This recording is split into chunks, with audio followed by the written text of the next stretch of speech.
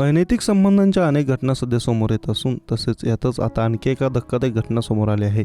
पत्नीने आपल्या पतीला जोरदार मारहाण केली। पतीने दुसरे लग्न केल्यामुळे पत्नीला भयंकर राग आला होता। या दरम्यान पती हा पाटणा उच्च न्यायालयातून जामिनाचे कागदपत्र घेऊन जमोई येथील कुटुंब न्यायालयात पोहोचला होता। मात्र या ठिकाणी पतीसोबत धक्कादायक प्रकार घडला।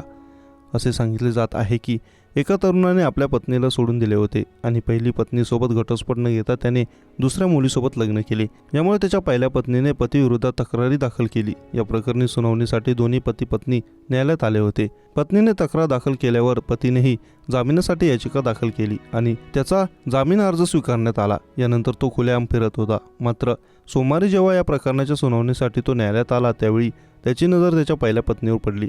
यानंतर पत्नीने जे केलं त्याची सर्वत्र चर्चा होत आहे।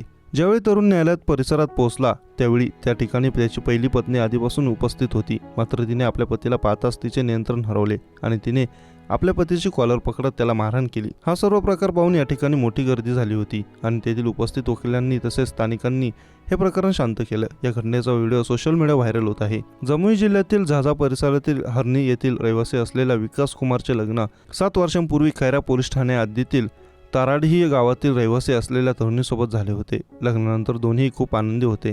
मात्र त्यांना संतती होत नव्हती। संतती होत नसल्याने विकासने आपल्या पत्नीला सोडले। यानंतर त्याच्या पत्नीने त्याच्या विरुद्ध जमुई कौटुंबिक न्यायालयात आणि दिवाणी न्यायालयात 3 स्वतंत्र खटले दाखल करण्यात आले होते। या खटल्यांच्या सुनावणी दरम्यान त्याला जामीन मिळाली नाही, म्हणून या प्रकरणाबाबत पाटणा उच्च न्यायालयात जामीन याचिका दाखल केली होती। यानंतर उच्च न्यायालयाने काही अटी ठेवत विकासला जामीन दिला।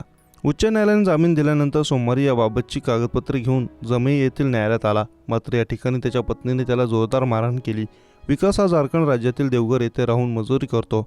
मला सोडल्यानंतर विकास पत्नीसोबत राहत आहे असा आरोप त्याच्या पत्नीने केला आहे। यानंतर मी तक्रार दाखल केली आहे असे तिने सांगितले।